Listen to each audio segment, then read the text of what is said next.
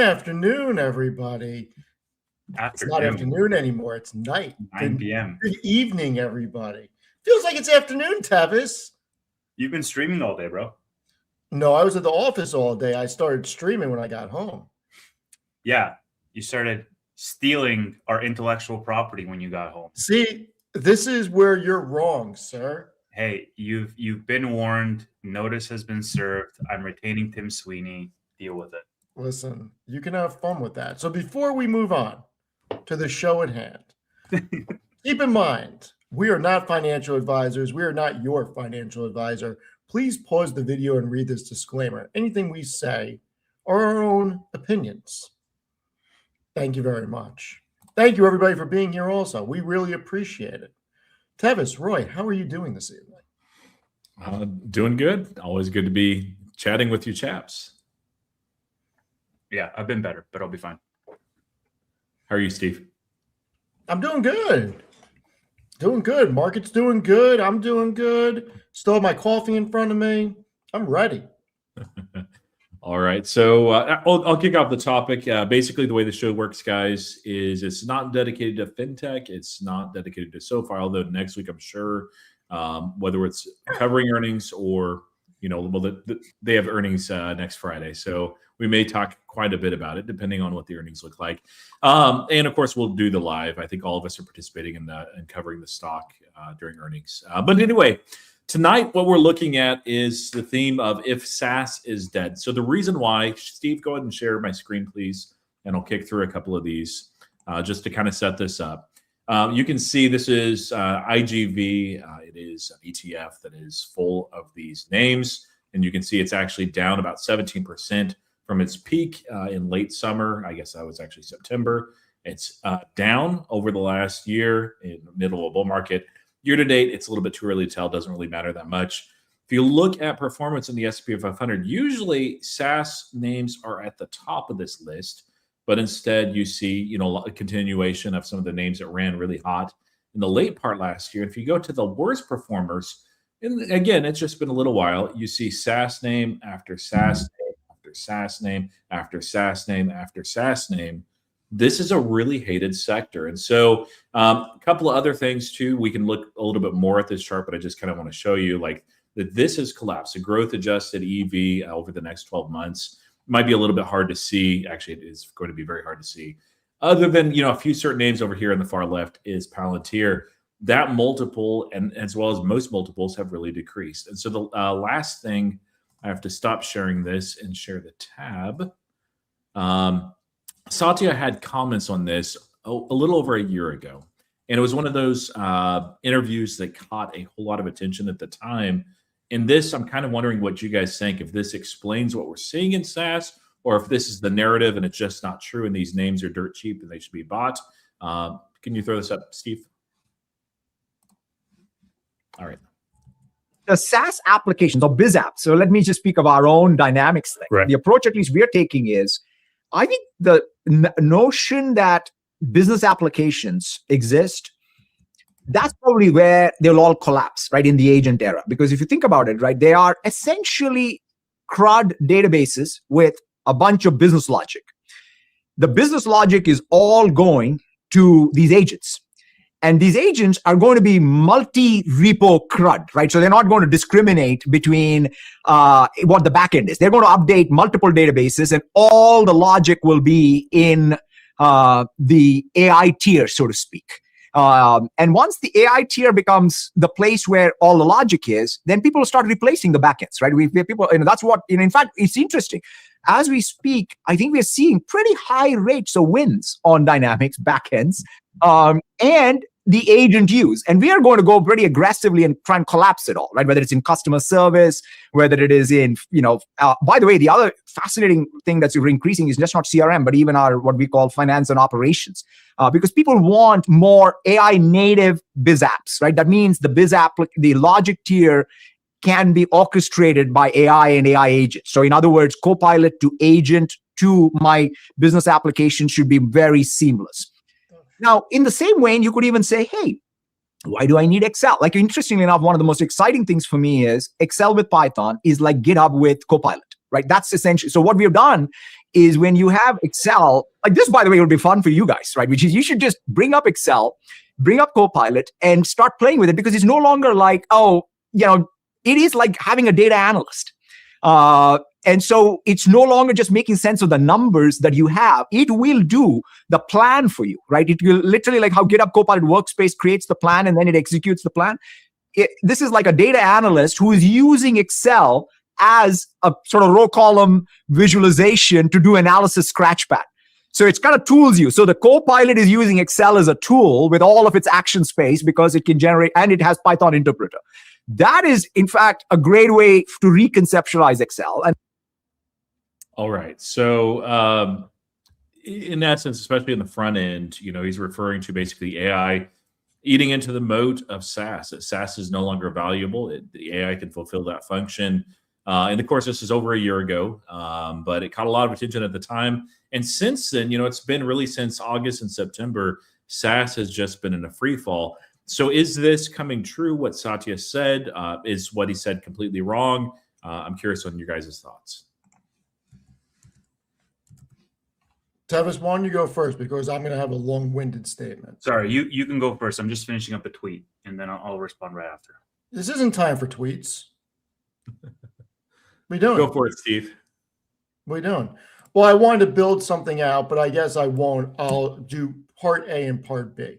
First off, so let's preface this a certain way. Obviously, Nadella knows what he's talking about, okay? Here's the first thing. Dynamics is a SaaS platform. Full stop, period. I've looked at it.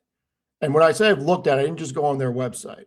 Like, I looked at it. I'm not going to go into details because I really shouldn't. But there are so many things that people are getting wrong about this. Now, unless you work for a mid-size or a large-size company in back office, you truly can't understand how the business function is on these platforms.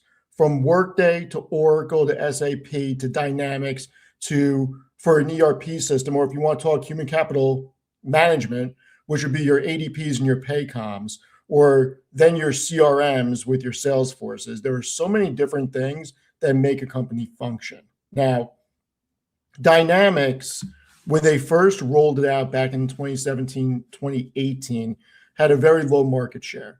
It's slowly been creeping up, and it is now a big 4 instead of a big 3. But Dynamics is still a SaaS platform. It is a true ERP system that marries finance and HR. That's not going away. So I've worked at companies in the tens of thousands of people. The company I'm working at right now is 4,500 people. And there's a 0% chance we're moving away from the platforms we are on. And the people that I talk to, they're not moving away from the platforms that they are on. Businesses need certain platforms. AI is more likely to be integrated into the platforms that they are using than take over and make these platforms worthless. So when you're running a big company, you need your human resource management, which is everything in HR. Brian, why are you laughing? What's going on? No, it's just I saw a comment. Roy and Tevis will replace Tanner soon. So okay. So when you're in finance, the suite on these platforms includes accounts receivable, accounts payable, it includes payroll, it includes budgeting, it includes procurement. In those suites, you also have your learning and talent development. You also have your entire stack for HR and performance. These things are essential to businesses. There's a reason why these areas are so big and why everybody from Amazon to Walmart to Microsoft built their own to compete in it, because of how big SAP, Oracle, and Workday are. Those SaaS platforms are not going away. Now, you can argue that you don't like one platform, somebody doesn't like another platform, you hear about AI is going to take over. The reality is that if you're running a company with people, you need certain tools. Those tools are unlikely to be replaced by AI. They're more likely to be enhanced by AI. Now, who's going to be the winners in 5 or 10 years, that could drastically change. The reality is that these companies are still going to need these types of products. Now, maybe it condenses to 2 big main ones. Likely the big 4 will still be there, but SaaS is in an interesting situation because when you look at implementations, and one of the things that I have heard from people in the community is that, well, Palantir, Palantir, Palantir. And I'm like, well, no, Palantir doesn't have an ERP system. They have an ERP system for manufacturing, not for human resource management, not for finance. They don't. It is like a 2 millimeter shift for Palantir to develop what is a modern ERP system with their ontology layer on top. And I am not saying that they will not build one. And I'm not saying that they will not compete in that space. What I'm telling you is they do not have a product today for it. Because if they did, they would be in every RFP for these platforms. Okay, they well, don't. Yeah, there's not like a plug and play platform that you install and you initially customize. But I mean, Palantir is being used to build ERP software for their partners. So for manufacturing, they're not doing it for finance and HR. Do you remember doing that? Okay, I've got a clip that I have to show you. So hold and on, we also want to get a reaction from you. You want to go first, Tevis, and then I'm going to show. Yeah, maybe I'll just sort of just chime in 2 cents around that. Look, I think how Satya identified it as just CRUD databases is absolutely the reality, especially in banking infrastructure. It's not been updated.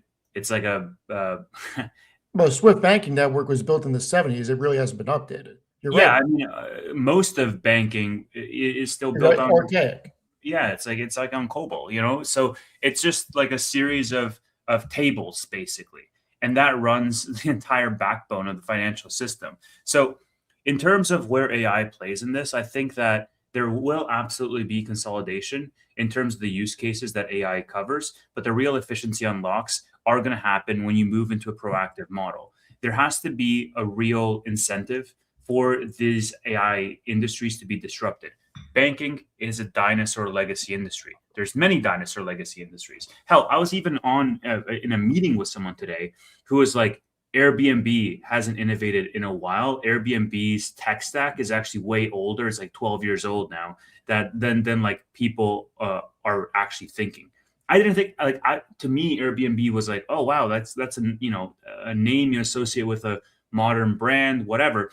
The point is, the space is moving so incredibly fast, and it's going to move towards consolidation because the use cases that AI covers is so wide. Now, there has to be a real incentive for those industries to be disrupted. Banking, for example, and government, the incentive is not there. They're not, in the government's case, for example, it's not for profit. So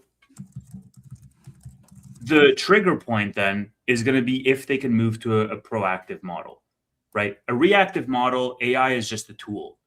It does things for you, but you still have to prompt it. You still have to be the driver in the driver's seat. And it's a really fast car with a really nice engine, but you're still driving it.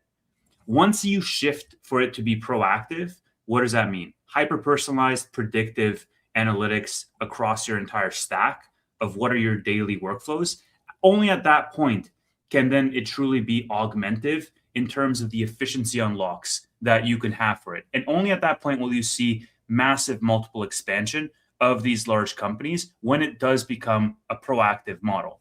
Now, I think there's a lot of companies that are making waves in their respective vertical on the back of AI. But over the next 5 to 10 years, I think you're going to see a consolidation. The companies that are winning in 1 or 2 particular verticals right now are going to enter complementary verticals because it's so much easier to do that than for a company in that vertical, like a Cisco or a Salesforce or it's so much difficult for these people to have that mentality of having a bleeding edge AI platform to completely modernize their stack than it is for Palantir to create an ERP or an HR software or whatever the case may be. Tevis, you're talking about 2 different things here. You're talking about actual things running a business, which may or may not be SaaS. because it'd be deployed on servers for certain different things. What I'm talking about is actual platforms that customer-facing people in the business are using. Whereas when you bring up banking, and I agree with you 100%, it's good. Banking is going to be one of the big things that changes over the next 5 to 10 years. A lot of that is not going to be customer-facing. It's going to be on the back end for them building out. When you look, and this is just a CIO, the other ones I have is a CIO. This is Global Growth Insights for the largest ERP systems. The US is 38% of it, but Microsoft is on there, Workday, Concur, which is SAP, Unit4, Oracle, Kronos. God, I remember Kronos. SAP, Epicor, IBM, Cornerstone. Man, Cornerstone's on there. Holy shit. Sage. I used to use that. NetSuite, Youyang and Dimwang and whatever. The other one from the actual CIO report that I found, which is also recent, are the 10 most powerful ERP vendors today. Big Four: Oracle, SAP, Microsoft, and Workday. Palantir is not on these lists, and I'm not saying that they won't go into it. They are a manufacturing ERP system. They have nothing to do with finance and HR. Now, can they build one, and should they build? Roy, have you ever ran an RFP for this software ever? With Palantir software? No. No. Have you ever ran an RFP to find enterprise resource planning software? No, I had two close friends that were in that space though. Okay. And so they So didn't talk I'm about in the space. I've ran the RFPs. I've ran the implementations. Palantir was not even on the list. No, Yeah. I don't think that's the point, Steve. Like, we all know that Palantir is not actively going after that market. And what I'm saying is Palantir has a strong nucleus that's backed by AI, the methodology by which they approach their business. We also know that they're a public company and investors are always going to be looking towards multiple expansion to justify the valuation. Now, for Palantir specifically, but also for all these other AI companies. So they're going to be looking to complementary verticals that they can expand into. And they should. Palantir can probably build just as good, if not a better product. What I'm saying that they are not in the space right now. I never said that they're not going to. I mean, like out of the box, like another like AIP, Apollo, Foundry Gotham. I mean, it'd be built right on Foundry AIP, but they definitely should do something like that. That's a little bit more plug and play, and then you can interact with AIP directly, make it as modular as you want. But yeah, this right here clip, if you can throw this up, Steve, is from more than a year ago. Oops, let me stop that. I'm sorry. Let me share again. I don't know what went wrong there. Here we go. Nope, that's not. Well, one more time. Not sure why my screen wants to do it. Okay, Steve, got it. On the silence, bro, you're killing me. All right, so this is from not somebody that works for Palantir, but Associated Materials. And everything that's in an ERP system, we're doing in Palantir today. So if you're here and you're an ERP reseller, I'm sorry, your time's over. Not true. A lot of you guys here I know have legacy systems. You can do more in Palantir in less time than it's going to take you to implement a new ERP system. For us to implement ERP across 11 factories, we're talking almost 5 years. This is less than 9 months work, and we've implemented over 10 business use cases already. We are seeing immediate bottom line results. We're driving on-time delivery. Our customers actually like us. We actually interviewed our customers. The reports went from, oh man, it's like a Ouija board when we order stuff, to, holy cow, they actually deliver on time. It's amazing. We're driving that kind of change. So what he is talking about is manufacturing. They are a top tier manufacturing. There is no question about that. I said that at the very beginning. They are not in finance and HR. Those are the largest platforms for enterprise resource planning systems, because every company from Walmart to Amazon has to have them. And Roy, I know you work at a place that has a lot of employees. Your establishment must be using either one, an ERP system, or two, piecemealing it out to an HCM/finance combo. The reason that the whole SaaS thing is incorrect is these companies are not moving away from these systems. Now, until a company like Palantir actually takes the other side of the space seriously and builds a system that you can actually offload into quickly, our implementation took 1.5 years, condensing 8 systems into one. And we had a very large team doing it in addition to consultants. It is, one, not easy to move off these systems. Two, companies really don't want to because it's a waste of time and resources unless your stack is so bad. I mean, moving on to a Dynamics and Oracle and SAP or Workday is amazing for many companies. Those, and I do think that the lower stack eventually will be in trouble, but SaaS as a whole is not going away, at least anytime soon. Yeah, as a whole, it's not, but I don't think it's a far leap from what Palantir. I know it's a different thing, Steve, but it's not a far leap for Palantir, or really there's a lot of others out there as well. And I think really the argument is not that, you know, SaaS is going to zero or it's going to zero tomorrow or anything like that, but just that the switching cost of going from where they're at to where they want to be is a lot less because of AI. And so we're not talking about like necessarily monetary costs, but you know, if your main thing was like, okay, we hate the software that we're with, which is a common experience, honestly, and they want to switch over to something that really, like, the pain point of exactly what you were saying, like retraining and trying to get everything adjusted, it's like, it's just not worth it, even though it's already a headache. I think it'll continue to get easier and easier, and there'll be more and more competition here. And so it's definitely some headwinds. But yeah, like stating that SaaS is dead, I think Satya came out a little strong, especially ironic because we know Copilot is terrible, and Microsoft. But Copilot and ChatGPT are two different things. Remember that. So I think, real quick, just to add, Fortune 500 companies that used Workday, look at this list. This is not a dying company by any means. Yeah, we use Workday at the university, so and SaaS is not dead. Parts of SaaS are going to have serious freaking trouble, but the bigger companies are just fine. And thinking that an overall statement that SaaS is dead is absolutely crazy, because companies like Citibank are not getting rid of their ERP system. It's just not happening. They have 100,000 employees. You have to have. Workday is one of the more modern ones, though, isn't it? It's one of the what? It's one of the more modern solutions. Yes, that, Oracle, SAP, and Microsoft Dynamics are the big four.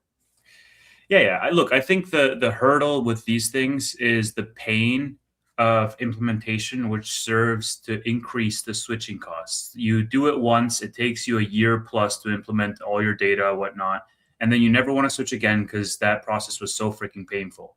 If a solution that's AI powered comes around and can reduce that implementation time to months instead of years, or weeks instead of months, dude, you will see so many people bleed away from the existing landscape. Because I mean, I was talking with Roy on a previous podcast, and I was like, look, I will actively push away every single organization I work with. I will actively push them away from Salesforce because it's a piece of shit software that I absolutely hate with every fiber of my being.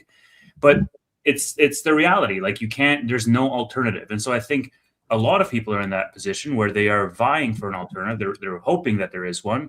And if Palantir or whomever in the future finds a way to integrate data and AI to reduce the integration time, it's game over for the existing players today, because they won't work towards that. They believe they have a monopoly on this space, and they won't work towards improving the product offering. And look, last thing I'll say, yes, I understand the issues with Copilot and ChatGPT and all this stuff today, but like, Roy, I mean, we can play that clip from the Anthropic CEO, right? This dude said in 6 to 12 months, like, it's going to get to the point where right now it's like pair programming with the software engineer to say, like, hey, the engineer is doing some code and it's doing code review, or it's doing code and the engineer is doing code review. And I think that dynamic is going to shift to the AI doing the majority of the coding and the developers doing some monitoring or maintenance and validation after the fact. And once that does happen, like, you're going to see the dynamic shift, right? Because there's compounding effects of these models getting better and better. So a product doesn't exist today. and it might not exist next year, and it might not exist in 2 to 3 years. But the moment that one does exist, it is game over for these existing established. But that's the problem. The problem is the product doesn't exist, and people are acting like SaaS is dead when a product doesn't exist, and all these SaaS companies are building out their own AI to scale their products and retain customers. That's the problem with the whole freaky methodology. And Salesforce directly, when you actually look at the data, 104,000 companies and change use Salesforce. When you look at the list of companies that use Salesforce, it's pretty much everybody. Amazon Web Services, Spotify, Toyota, BMW, CVS Health, ADP, Intel, Warner Brothers, Coca-Cola, FedEx, American Express. I mean, it's a freaking behemoth. This is a behemoth.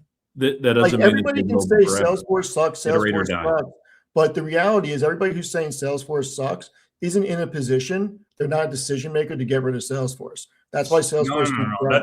That's not the case, Steve. Of course it is. Look at their revenue growth. No, you're overgeneralizing, man. I am a decision maker in a lot of the organizations that I've worked with. Salesforce is the only game in town. Them versus, 2 or 3 that have the same shitty product experience. The alternative is pen and paper. The alternative is Excel spreadsheets, right? And so it's not necessarily that like, oh, Tevis hates Salesforce. Tevis doesn't have agency to change Salesforce. I do. I just don't have a freaking alternative that currently exists in the market. And that's why I'm saying when one does exist in the future, if one does exist, Salesforce is going to be like nobody's business. What's that? That's a big if. Absolutely big if. I'm not saying SaaS is dead. But that's my point. So that right now SaaS is not dead, and this is being overblown. That's my exact point. Yes. Nobody's leaving because there's not another alternative. The same way that people are not leaving Dynamics, Workday, SAP, or Oracle. Like SaaS is not dead. That whole argument is bullshit. I don't think. I mean, like it should. It being dead, yes. But what Tevis is saying, like, I don't think it's. Well, I guess you can correct me if you're wrong, if I'm wrong on this, Steve. But you're not. You're just saying that the alternative doesn't exist, and when is a question. But I mean, I think it's just a matter of time. Or are you saying it absolutely could be a matter of time, but we don't know if it's a matter of time. That's what I'm saying. Like right now, there is not an alternative, like outside of manufacturing, because I can rattle off Palantir's customers from Kinder Morgan to Exxon to BP to freaking Tyson to Cisco. I can rattle them all off. Okay. We know that they have a manufacturing ERP system. We're not talking about where they're at now, though. It's the future. That's what's happening. I get that. That is different than what I am talking about. And what I am talking about is when you talk about, not you, I'm just making a generalization. When people talk about SaaS being dead, every company has SaaS platforms that their businesses live and die with. Now, until there is a different product out there and something different than SaaS, now there may be a better product. Palantir may make a better SaaS product in 5 years from now that eats everybody's lunch, but that'll still be a SaaS platform. So that's why I'm saying SaaS is not dead. I've met people on some of these SaaS platforms that like or love the product. Have you ever met somebody that actually uses on a regular basis that loves Salesforce? Yes. I've never met that. I have met several people. Somebody that's not a boomer. That's not a boomer. What's the age of a boomer? Somebody that's under, I don't know, let's say 35. No. Exactly. No, I'm very transparent with that. Like I've met a bunch of people that love using Salesforce because of all the different things that they can build with it. And it's easy to build with what they say. Now, is it younger people? No, it's people in their 40s and 50s that I am talking to. But that's the problem. Right now, that's true. You have a cohort of people that have built things out the way that works for them, and it would be very hard to get them to change. Now, younger companies, startups, smaller companies that are being built by 20 and 30-year-olds could have a completely different take. But right now, the software stack for the big companies involve SaaS.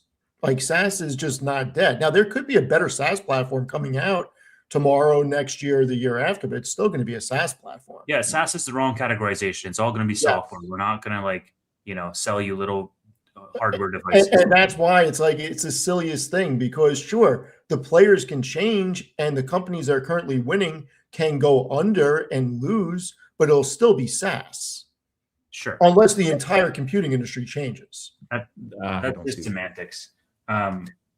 Like, I think like there are modern SaaS solutions. So, for example, I mean, I work at I've worked at smaller startups and tech companies. One product that I wish I could invest in, I don't know if there's any tech people listening, but it's Linear. Linear is a modern Jira, and Jira Atlassian God. is just a pain to use sometimes because it's like they have every single feature under the sun, but they don't have like a cohesive user experience. But we onboarded onto Linear, and that was a migration that we did. Man, it is night and day. It's like it was built for smaller organizations. I don't know if there's anybody in the chat that's used Linear. So my point is like there are modern SaaS companies that are taking market share from the existing players, and they're built for the younger generation because at the end of the day, I mean, we're talking about 10 years from now or 15 years from now, the people who are in their early 30s today are going to be the people who are like, screw this, I don't want to be on Salesforce anymore.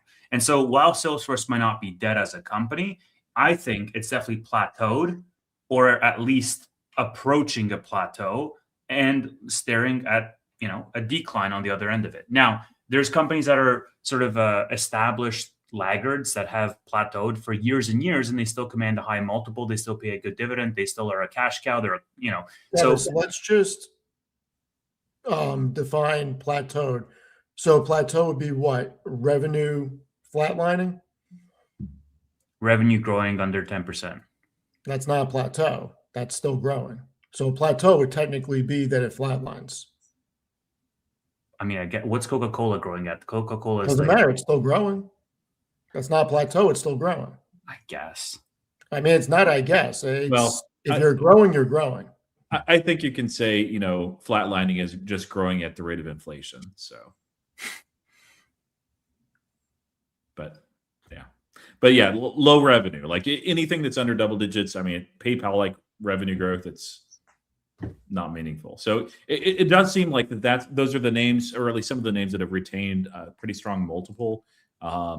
I'm curious now, like if we can kind of stay on topic, but shift it just a little bit. So I think we all agree that like some of these names, it's probably overdone in terms of the sell-off. And there are a lot of the SaaS names are being treated like this altogether. So there's some names, and I can bring up this, S&P 500 list again, that you're like, hey, I think that this is very interesting. Maybe it's worth another look. Tevis, you were mentioning one previously that IPO'd, of course, last year. It's a little bit more agile than Adobe, Figma, Fig. So what out of that is like causing you to think, maybe this is actually worth a look at this point? Is it just about the valuation now, or? I think a large part is about the valuation. I took a look at their Q3 earnings report.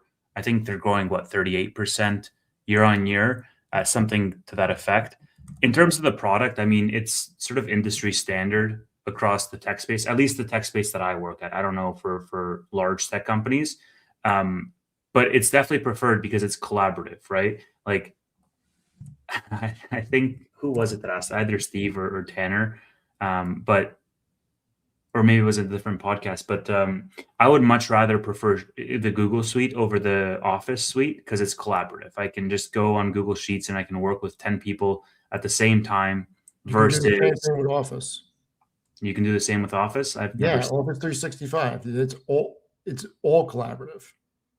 Well, it's also what are you talking about? janky as hell. No, it's not. Have you ever used SharePoint or anything? I unfortunately have, and I've worked to integrate SharePoint at a company. It is way better than Google Suite. SharePoint. No, you were listening to Matt and I. And Matt and I both said not a single person that we do business with outside of our companies has sent ever anything from the Google Suite. It's all Microsoft stuff. And 70 to 80% of the meetings that we get invited to are on Teams. That's what was said yesterday. Yeah, no, I get it. They have a network effect. The point that I'm trying to make, though, is the collaborative piece around Figma is something that's interesting. And my thesis around Figma initially was, oh, it's going to get disrupted by AI that can just spit out high fidelity, mockups immediately and circumvent the Figma model. They're partnering, with OpenAI, where basically you can do wireframes directly in your LLM, and it will reference you out to a Figma, which is really cool, actually, because the more that they deeply integrate with it, the more they sort of create a small moat around themselves. I think that's still to be proven out, the extent to which they're going to integrate with AI. But yeah, I mean, it's getting interesting at these valuations. It's something like I got to listen to their earnings coming up to see what their thoughts are for the next year. Yeah, I mean, when you started talking about Figma, I didn't realize that it had fallen below 30, and it's been that way for a little bit. That's interesting. Down almost 75% for the past year, but it IPO'd, and it IPO'd really hot. So, Steve, for yourself, is CRM, like if you had to pick one of these that's been beaten down too much, is that the one that you would pick for a rebound to hold for a while, or how do you see this space? Is there a better opportunity out there? For a rebound, yes. I mean, look, there's two that are being up that are just overdone. The problem is one of them I would be very worried about. So it's Salesforce and Adobe. The one I'd be worried about is Adobe, only because I don't know how AI is going to impact them, because, and look, my world that I oversee is not the right one to really make the characteristics of Adobe, because we don't do anything that's really high end with editing from the people in marketing. But I could see that there would be AI tools that could replace Adobe on a very simplistic scale. Now, maybe not for high end things in marketing campaigns that other companies are doing, but Adobe has become, it's either the greatest value company ever or the biggest value trap. Like when I put that together with Salesforce, I think Salesforce is going to have more growth than Adobe. But you look at these numbers, Adobe is now a $124 billion company, and their margins are amazing. And you're paying 12 and a half times free cash flow. You're paying under 20 times net income. You're paying 13 and a half times EBITDA at a company that has an EBITDA margin of almost 40% and a free cash flow margin that expands 40%. I mean, like I said, I would be more scared investing in Adobe right now just because I don't know what I don't know with them. But I'm looking at their freaking cash flow statement, and their cash flow statement, they're buying back so many shares. I mean, they just did 11.76 billion in buybacks, which is roughly 9% of the company. So, like I said, this is either the biggest value trap or the best value buy you can get. I think the problem that's scaring everybody is what Tevis alluded to, that when you look at the forward growth, they're expected to do 12% EPS growth this year, 12% next year, and 9%. How much of that is from buybacks being accretive? Because when you look at the revenue growth, it's high single digits. And I think that's what's scaring people about Adobe. So I don't know. Adobe could be a value trap. I think Salesforce is going to surprise people because Agentforce and Data 360 are becoming very big. I think that one has a better chance of turning the corner than Adobe. Yeah, Agentforce seems like it's not amazing, but I mean that doesn't mean that it's that people won't use it. I haven't kept up with it this last quarter, and I need to actually do that. Underperform even relative to the CEO's expectations. So but I'm not going to push back. We're just sharing our favorites. Fig is interesting, but since you mentioned that, Tevis, I'll mention another, I guess, two kind of. One is Cloudflare, still too expensive. It's come down nicely. I keep watching it, and I'm like, oh man, keep falling, baby. Love to own that name, and I love this.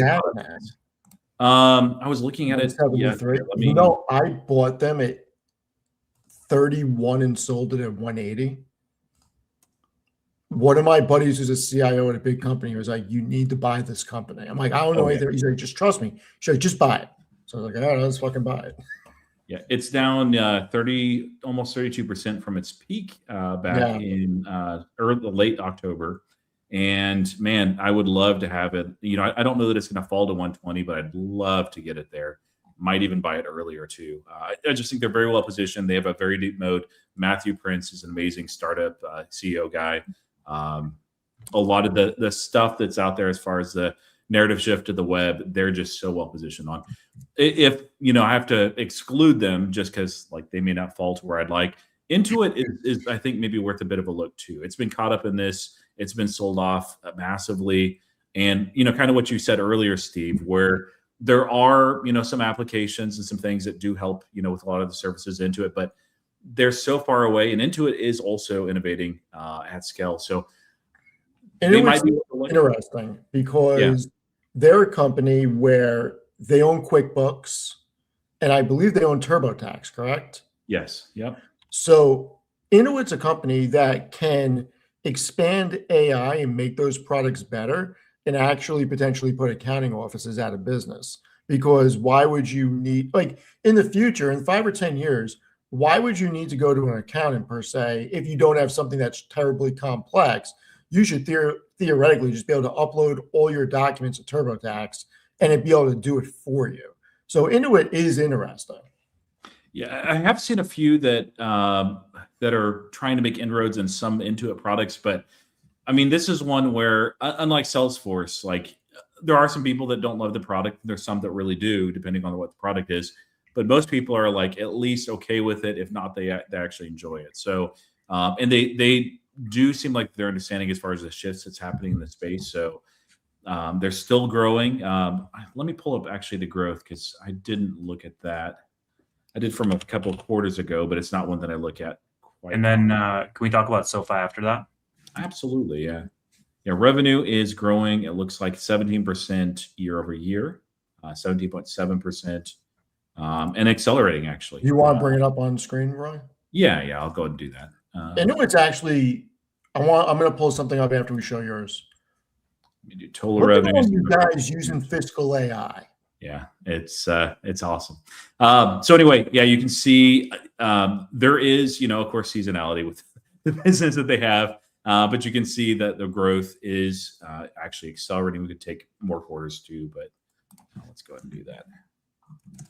So yeah, it's not doing what happened during COVID. Of course, they don't have those tremendous tailwinds, but there is an acceleration here, and I like to see that. I think they have capable leadership as well, so. It's one that I hadn't really even ever thought of, except for just briefly one time, ever even becoming an owner in this. But if it keeps falling, this is a very quality name that I think now is probably the time that I need to do some due diligence, or really in a couple of weeks when I get a little bit more time. But it's nice to have this, when the market sells off an entire space, even if the narrative is pretty much true, which I think at most, we might say maybe it's 75% true. Steve, you'd probably give it a less of a percent.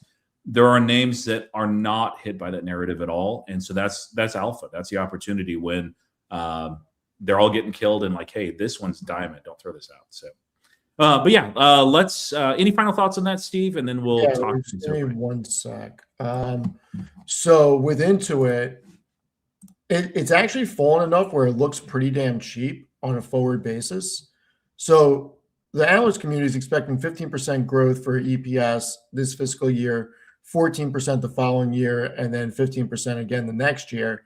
Trading at 23.6 times, going down to 18 times over the next 2 years.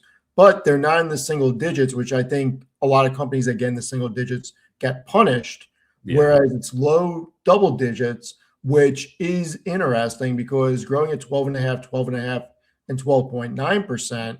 And then are they buying back shares? I believe so. They are buying back a lot of shares because this is only what's the market cap on Intuit? It is 152 billion. So they're buying back like 2.83% of the company. What's the balance sheet look like? Billion? Jesus, what the heck? What? This company prints cash. I would have never expected that. Yeah, Intuit does really well. So they got 3.3 billion in cash on hand. They only have 6.4 billion in debt. So they're not levered. They have half the debt in cash. And when you look at the free cash flow, I mean, the reality is that they are doing 6.4 billion in free cash flow with very minimal interest expenses, and they're able to allocate a ton to dividends and buybacks because they don't have the interest expenses. So Intuit's very interesting here, actually. Yeah, well, the other thing with Intuit too that I was thinking about, and we didn't get into, I mentioned to you guys that we could also talk about, which we're not going to tonight, what's happening with AI and also robotics and impacting employment. There were several different CEOs that had very different takes as far as what was going to happen. But Vlad, Amazon next week. Yeah, we could do it next week. But yeah, Vlad, did you see they're laying off another 30,000? Who was? Amazon's laying off another 30,000 people. Yeah, next week. Yeah, I think that's the direction that we go. It'll take longer, and some of these are just blamed on AI as a convenient, blame instead of actual reasons.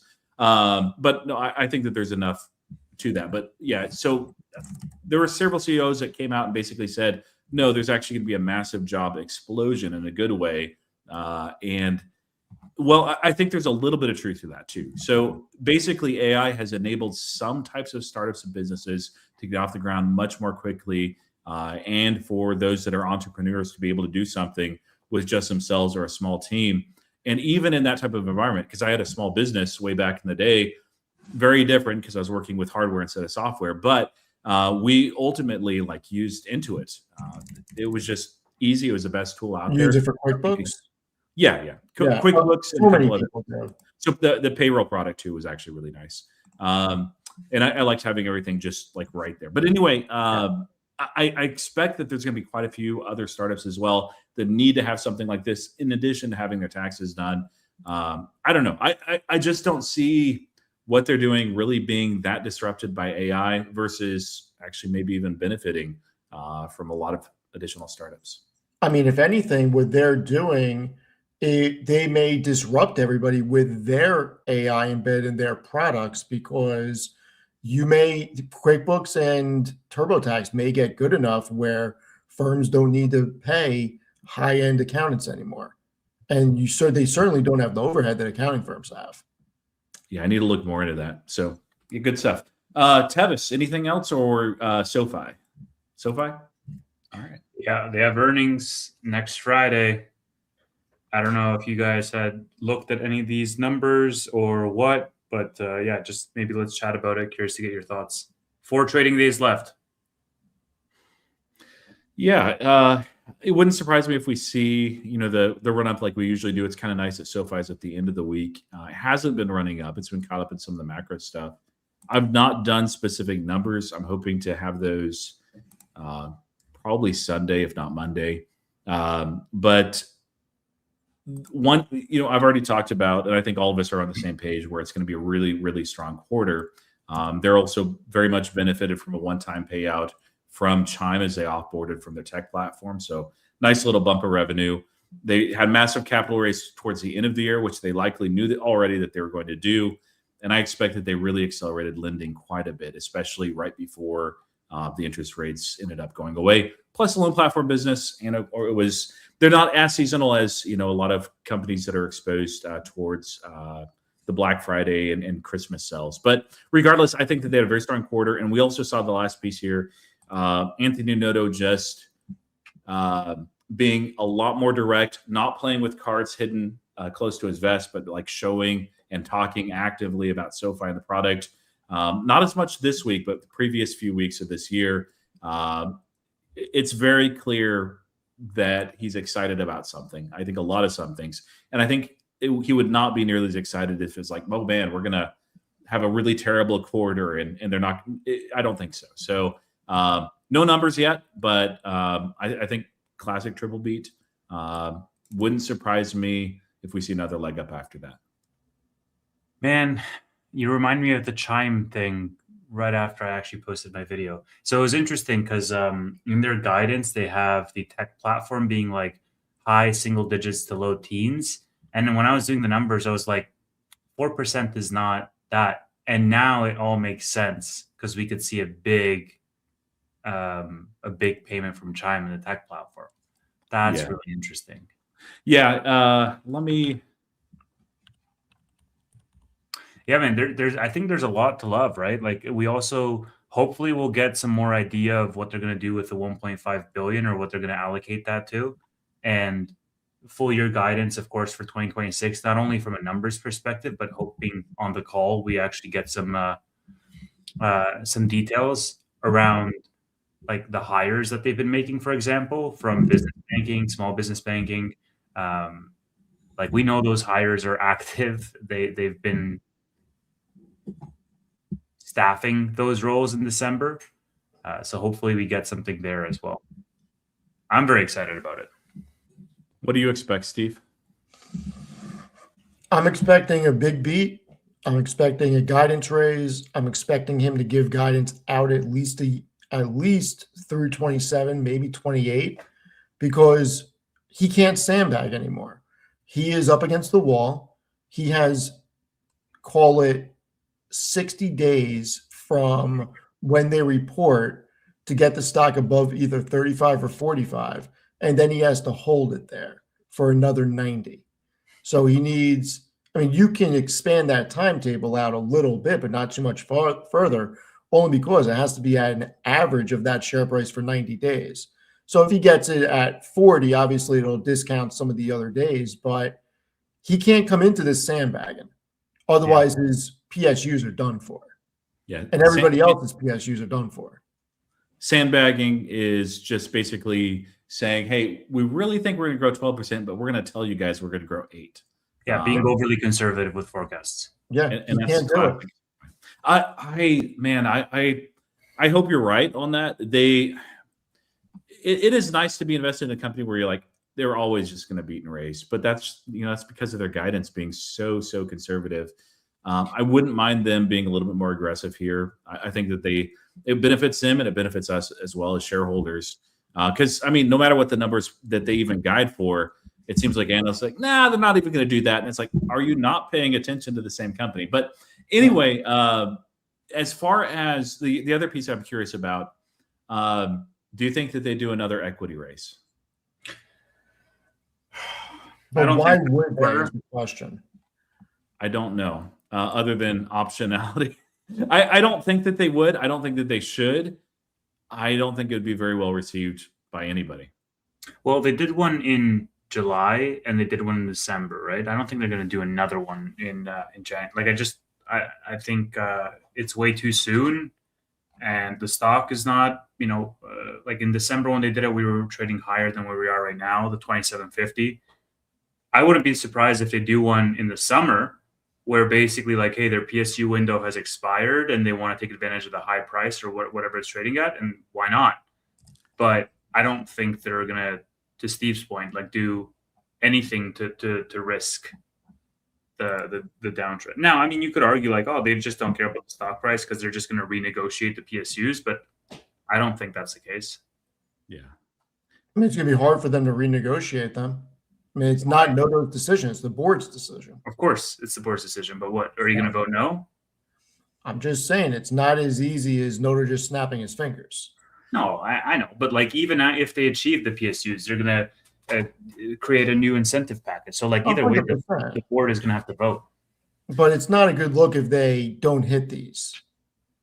Well, so, I think it's fine if they just hit the 35s, the 45s. That's all. I agree with that, but you can't only hit the 25 at this point. Yeah, and at the end of the day, it's up to the market. So if we see an actual bear market, I don't think that we will, but hypothetically, like SOFI will get caught up in that. But I actually think it's interesting what you said there, Tevis.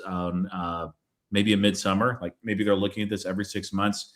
If they do, what I think that means is they're either doing some sort of acquisition where they can use those funds for that, or that they're doing so much lending that they're like, hey, by the time we get around there, we're not going to be capital constrained, but we could really use that capital to loan. That would be very creative for shareholders, especially in the current environment where there's a large appetite for it. So, but yeah, if they do it like this earnings, people, including myself, are going to be pretty unhappy. And also scratching our head, like, you have more than enough cash. What are you doing? I mean, look, I think people critique them all the time, but maybe I guess I'm just a little bit desensitized to the dilution because I've been holding BM&R for long enough now that, like, I think every capital raise that they've ever done has been accretive. right? Even in terms of the debt that they paid off, it shows up in their EPS, like they beat their numbers. I think we as shareholders, if you don't have a 3-month time horizon, then you're very happy as a shareholder, right? Because in large part, they've done their part to execute. Now, the market is the market. I get that. And I'm not saying they're not going to dilute again. They are, but the trust there is that the dilution is going to be accretive. And I absolutely do think that they're going to make an acquisition in 2026 because, I mean, that's the playbook, right? With Technisys, Golden Pacific, and Wyndham, all the acquisitions that they've made so far, right? Like, I think they're going to continue that strategy. I think Galileo was a big bite to sort of digest, and 26 is going to be, back to the plan. And on that note, I need to cut both of you off. We have some breaking news. The philosophical investor has struck again. Saw that. Freaking amazing. Yeah, he's great. He got the Freaking background too. amazing. That's awesome. The philosophical investor does it all the time. Freaking amazing. It's Between him something- and Spencer, I don't know. AI is getting scary. Yeah, it's something from each of our walls back there. That's like incredible. Yeah.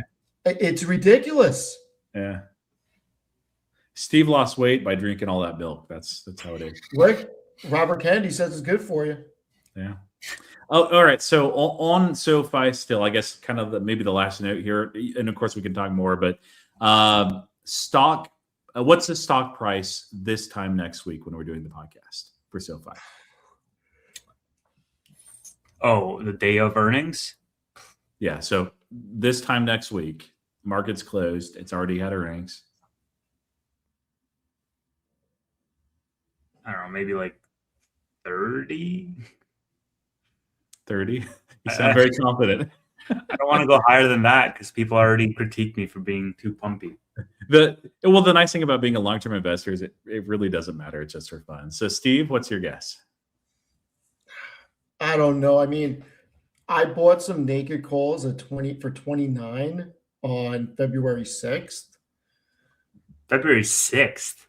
Yeah. Wow. A week after earnings. It's a D-Gen call. How is that a DGen call? There's no time on those, man. Yeah, that's the point. IV crush. Yeah, you're going to get That's the point. They're either going up right after earnings or they're not. Like, I have, you guys will be pleased to know, I have puts at 30 for Feb 13th, and I also have puts at 32 for Feb 20th. So you're welcome. and you're talking about me being a DGen for buying freaking 29 calls. Yeah, but my puts have been open for like a month, and I'm already, like I'm tracking well on those. So like even if they go to 28, I can still close those out at a profit. Okay. Or Steve, I own more shares like I did on January 16th. Yeah, on but Friday. owning shares at 30 Yeah, well, my cost basis was $25.50. because of how much you generated off of them. Yeah. It's at $25.50 right, $25.80 right now, so it doesn't really make that big of a deal. Yeah. But like, I on those same calls am now writing covered calls for end of February and collecting it on the other side. So like, it doesn't really matter at the end of the day. Like, it's SoFi. Like, I'll happily own more. Tevis always finds a DGen way to play to do safe plays. So, and I love it. For myself, for price prediction, can either of you guess what my price prediction will be for SoFi? 11. There you 33. go. Yeah, it's like on a serious note, I do think 30. It feels about right, given what the stock has been doing recently and what I expect that they're going to post. But I need to take a closer look at the numbers. If I had to choose a multiple 11, I'd say 33. But I think 30 is probably more realistic. But yeah, I'll throw it out there, 33. Bro, By when? What's I would that? love 33 by end of February.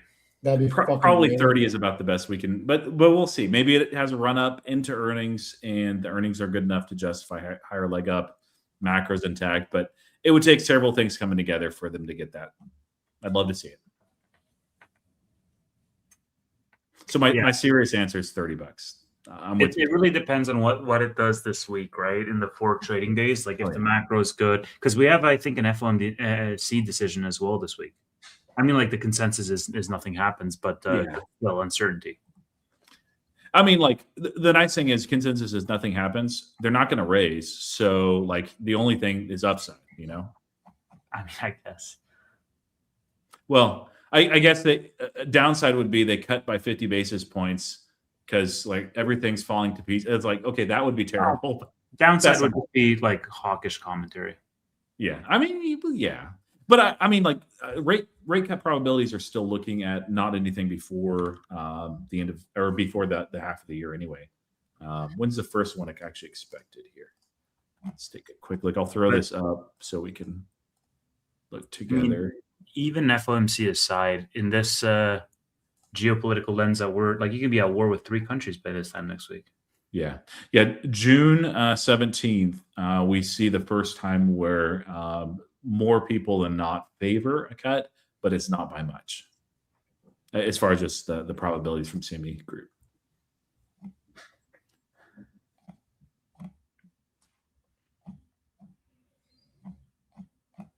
So we're all bullish on SOFI for Friday. I mean, I think you got to be, right? Yeah.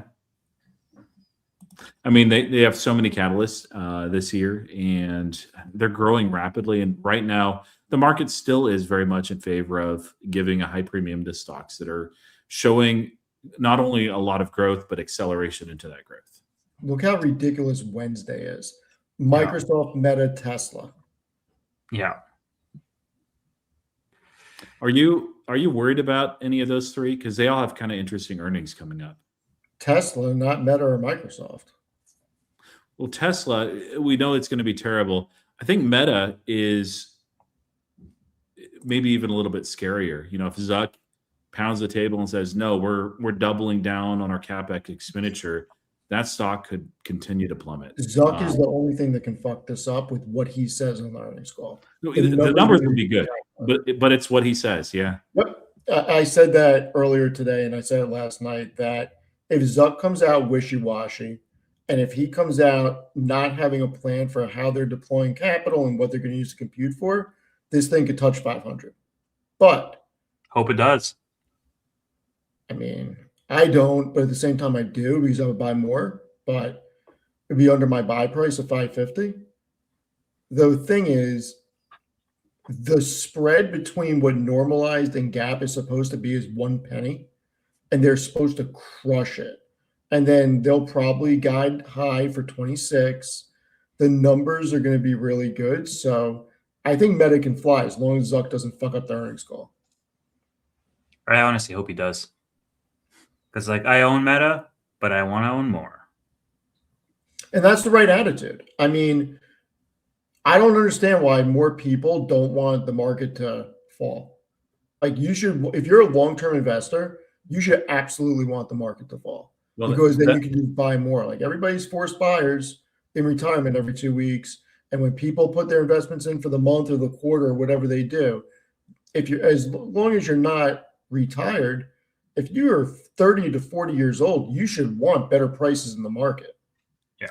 So I think there's 2 reasons why people are not that excited when that happens. One is oftentimes they're already fully deployed, that they have no cash, and that what they have coming into the market as far as to borrow from Tevis, net new funds, it's not meaningful relative to the size of their portfolio. So it's a dip, but it's not something that they can actually buy. And the other is, you know, I'll push back on that when you're done. And the other is, and you hit the nail on the head, is, you know, if you're a long-term investor, a lot of people think that they're long-term investors, but they're not. Yeah, like if you're 40, the reality is, unless you do a lot of things right, you're probably not retiring until at least 62. That's just the reality. Yeah, Tevis, it's called healthcare benefits. Sure. In the United States, yeah. In the United States. You need to be very wealthy otherwise. Most people are not retiring until 62. Maybe the ones that get lucky are retiring at 55. Now, if you're 40 and you have 15 to 22 years left of investing, let's just say you have 500 grand or 300 grand or whatever it is in your retirement account. Sure, if you're maxing out the $1,000 every 2 weeks or every paycheck that you're putting in may not seem like a lot, but when you get a dip, you're buying more and more and more every 2 weeks or every paycheck with that $1,000 if you're maxing out. And over time, that compounds because you're getting more of a dividend every quarter that reinvests. And long-term investors should want the market to be lower so they can just buy more, because ultimately they're going to do very well. And it's just a lot of big numbers. Unless you're in options. Then you want freaking status quo. To the moon, baby. No, I mean not selling options, buying options. Oh, Like buying options. Then you Like want the market. somebody has on SOFI. Well, I just need one company to pump, not the market. Yeah, that's fair. So when are we going all in on BMNU? That's the real question. I'm glad I'm out of that one. I gotta tell you, BMNR? I had BM&U. I had just 100 shares, and I got slapped. So I exited a few days before the shareholder meeting. No, it was the day that they announced the Mr. Beast thing. I was like, That is a shareholder meeting day. yeah. Oh, yeah, you're right. It was before though. It was like in the day. So yeah, not that long ago, last week. But oh my God, you BM&R guys gotta see this. You guys gotta see this. You made I need to another actually one? do this video tomorrow while you're pulling this up. But No, find yourself someone that looks at you like J. Cal looks at Elon. that's awesome. Amazing. Yeah, so like BM&R, I think the thesis is still very much intact, but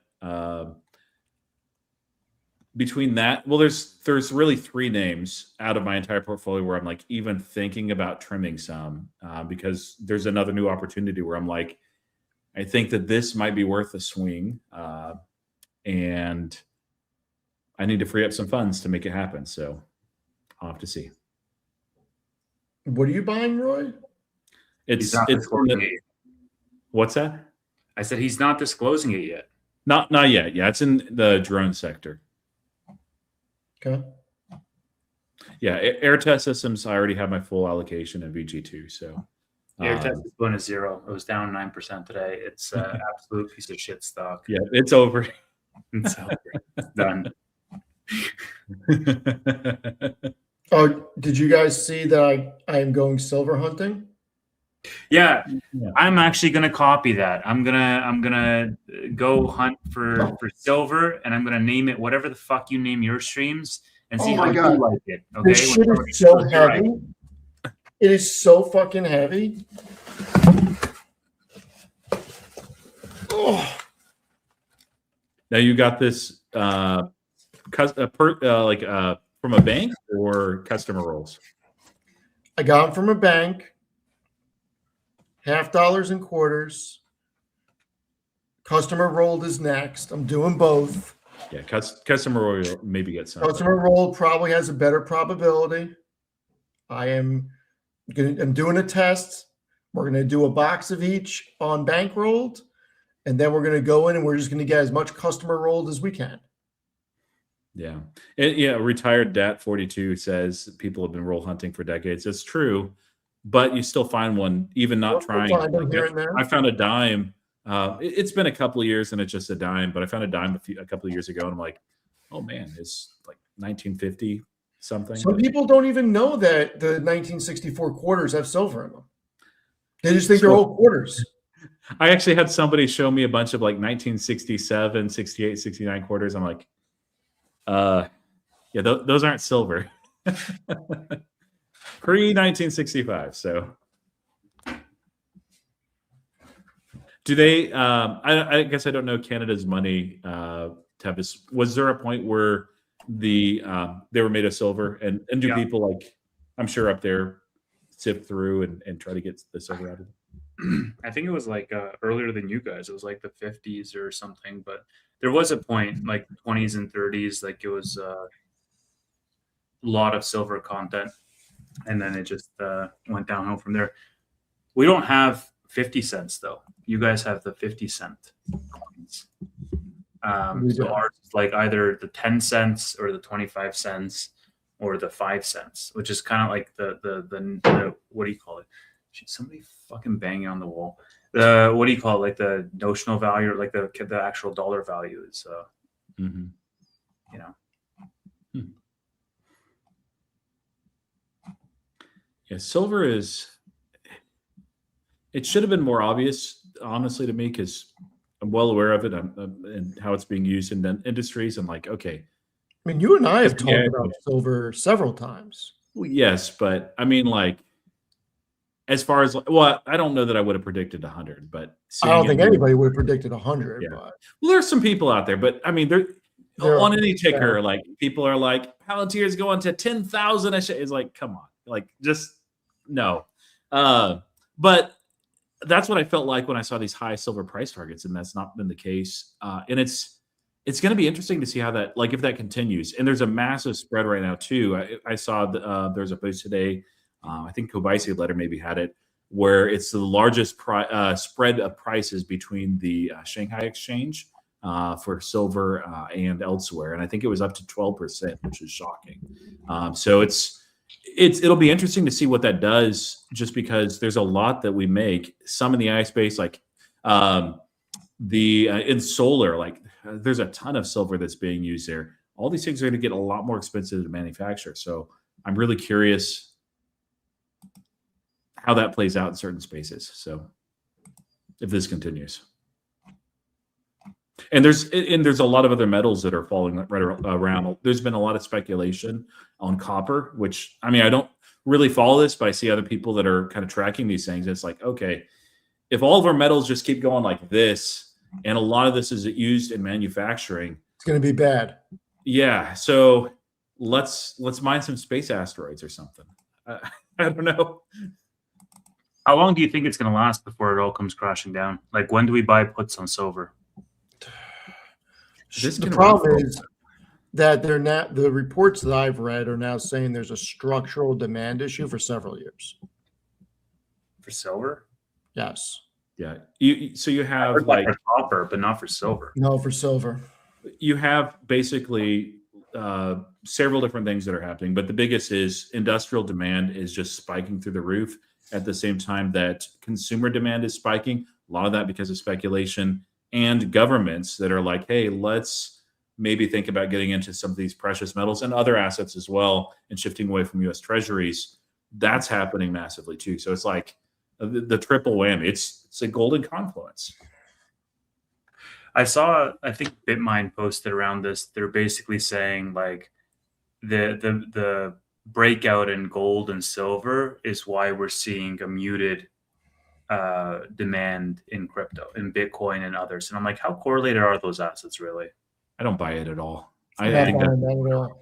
Because crypto doesn't dictate when anybody builds anything, which would be a main use for different commodities. it It's a can different function. investor class. It can function as a hedge or a store of value, but it does so very differently than precious metals. So, and usually those are very different buyers too.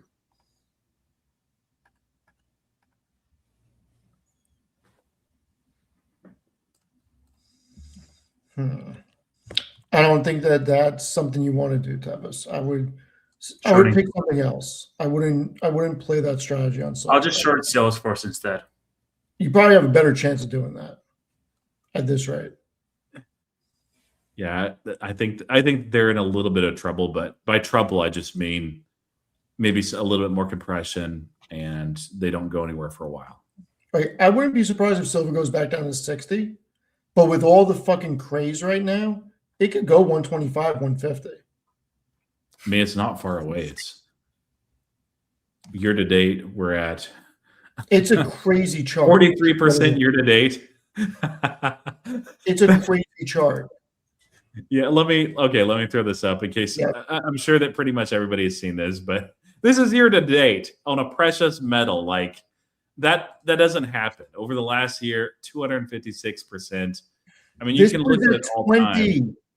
a year and a half, 2 years ago. This was at 20 an ounce. Yeah, Insane. yeah.